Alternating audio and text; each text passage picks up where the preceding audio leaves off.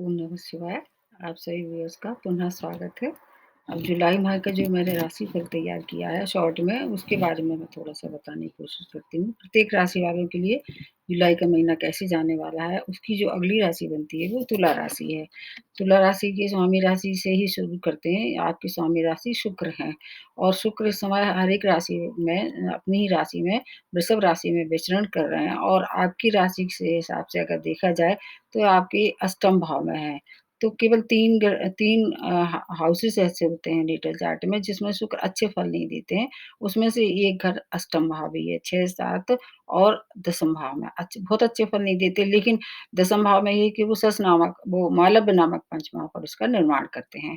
इसलिए आपको और राशि की अपेक्षा उतना शुभता नहीं मिलेगी, लेकिन चूँकि स्वामी राशि हैं आपके, इसलिए आपके लिए ये कम से कम अशुभ तो बिल्कुल भी नहीं है।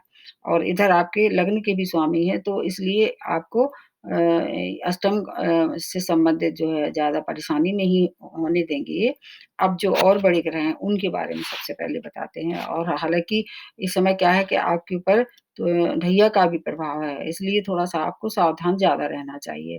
तो ढैया का प्रभाव किस तरह से देखते हैं, आपके चौथे भाव में शनि की स्थिति है और ये सस नामक पंच महापुरुष का निर्माण करते हैं। जब कोई केंद्र में ग्रह होता है अपनी राशि में या उच्च राशि में होता है, तो एक बहुत अच्छे शुभ पंच महापुरुष का निर्माण होता है। उसी में से एक है ये सस नामक पंच महापुरुष आपके चौथे भाव में। तो चौथे भाव से रिलेटेड सभी कार्यों में आपको सफलता प्राप्त होगी, जैसे कि चौथा भाव भूमि, भवन, वाहन का है, मातृ सुख का भी है और सुख साधनों का है, उसमें आपको प्रगति होगी। और ऐसा कहा जाता है कि शनि जिस घर में बैठते हैं, उसके फल बढ़ा देते हैं और इनकी दृष्टियाँ थोड़ी-सी खतरनाक होती हैं, तो इनकी दृष्टियों से आपको सँभल के रहना पड़ेगा। हालाँकि शुक्र की और शनि की परम मित्रता है, इसलिए आपको बिल्कुल भी घबराने की आवश्यकता नहीं है। तो अब और जो बड़े ग्रह हैं, जैसे राहु को देखते हैं, अगर राहु आपके भाग्य स्थान में, वहाँ पर सूर्य और बुध भी इस समय वहाँ पर रहने वाले हैं। और इसके बाद केतु अगर देखा जाए तो आपके 3rd भाव में है, वहाँ पर गुरु के साथ हैं वो। और गुरु और केतु आपकी मतलब नेटल चार्ट में 3rd भाव में धनु राशि में है और ये राहु और केतु अपनी राशि सितंबर में बदल देंगे। जबकि सूर्य क्या है, सूर्य अपनी 16 जुलाई से अपनी राशि बदल के अब आपके दशम भाव में आ जाएँगे। तो 9वाँ भाव जो है वो सूर्य का बहुत कारक भाव नहीं माना जाता है। हालाँकि भाग्य भाव अच्छा मानते हैं वो। भाग्य में मतलब कोई भी अच्छा ग्रह है, सौम्य ग्रह है, वैसे तो ये सूर्य देवता श्रेणी में आते हैं, लेकिन क्रूर की श्रेणी में है ये। क्रूर ग्रह हैं, इसलिए 9th भाव से रिलेटेड बहुत अच्छे फल नहीं देंगे, लेकिन जैसे ही ये 10वें भाव में आ जाएँगे, जो इनका कारक भाव है, तो फिर आपको ज़्यादा लाभ होगा। 10वें भाव से देखना मतलब क्या क्या देखते हैं अपन, कार्य मतलब स्थल जहाँ आप कार्य कर सकते हैं, चाहे व्यापार हो, चाहे आपका जॉब हो। तो इसलिए 10वें भाव में जब भी आएँगे, तो आपको ज़्यादा अच्छे फल होंगे।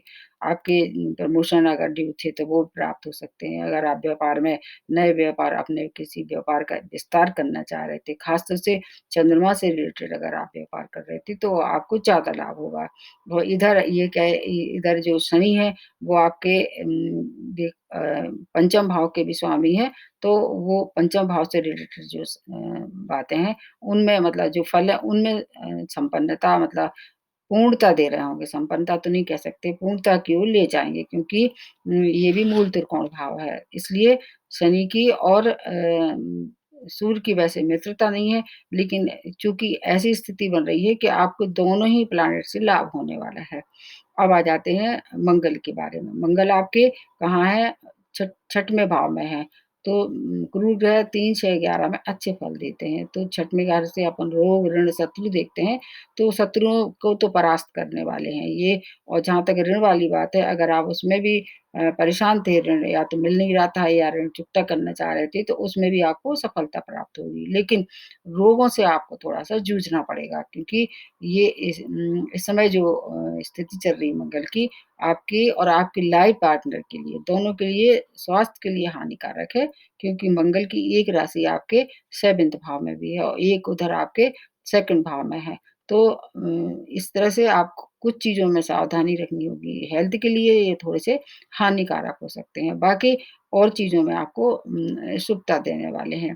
कार्यक्षेत्र में भी आपको मान-सम्मान प्राप्त होगा जब शुभ आ जाएँगी 10th भाव में, जैसे मैंने बताया प्रमोशन भी हो सकता है, लेकिन कार्य का बोझ आपको बढ़ा देंगे। जो भी कार्य करना पहले से कर रहे थे, उसमें थोड़ा-सा आपको बढ़ोतरी हो जाएगी।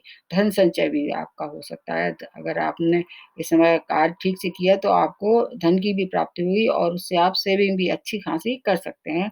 अब आ जाते हैं बुध के लिए। बुध आपके आपके भाग्य स्थान में है और इधर आपके 12th भाव के स्वामी है। तो विदेशों से कोई संबंध अगर आप करना चाह रहे थे, व्यापार खास तौर से, तो उसमें थोड़ी-सी आपको शुभता नज़र आएगी, मतलब पॉज़िटिव अप्रोच की तरफ आप आगे बढ़ सकते हैं। लेकिन अगर विदेश यात्रा इस समय आप मान लीजिए करने की स्थिति में आ चुके हैं, जैसे कि उम्मीद नहीं है, तो फिर वहाँ थोड़ा-सा आपको रुकना चाहिए। इस समय यात्राएँ उतनी अच्छी फ्रूटफुल नहीं रहने वाली हैं, क्योंकि इस समय राहु भी है जो लंबी दूरी की यात्रा कराने की प्रमोट करते हैं।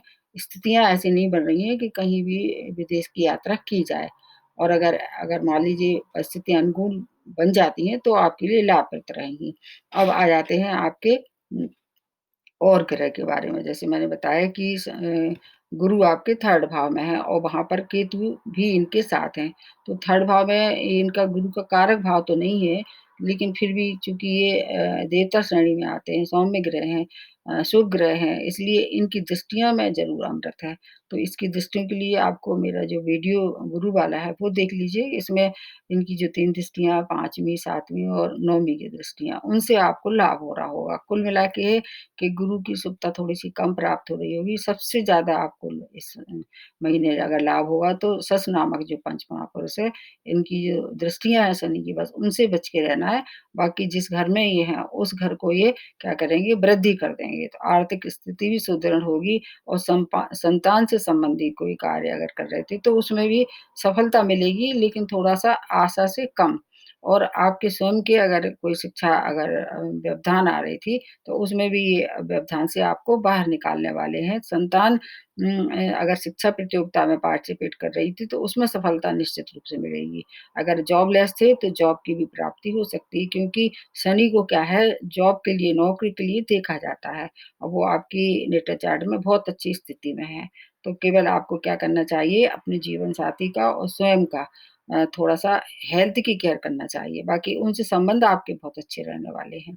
संबंध में कोई भी खटाई नहीं आने वाली है और अगर फिर भी आपको कोई परेशानी है, तो एक तो आप चेकअप कराएँ, व्यायाम करें और अगर उससे ज़्यादा कोई और दिक्कत हो रही है, मान लीजिए फिर भी नहीं, तो डॉक्टर के चेकअप के साथ-साथ आपको एक बात करनी चाहिए, इस समय आप चाहें तो शिव की आराधना कर सकते हैं। वही एक ऐसे ग्रह मतलब ईश्वर हैं कि वो हर एक प्लैनेट को नियंत्रित कर सकते हैं। कोई भी परेशानी हो, किसी भी ग्रह से संबंधित, तो शिव की आराधना अगर आप करेंगे तो हर एक परेशानी से आपका बचाव होगा।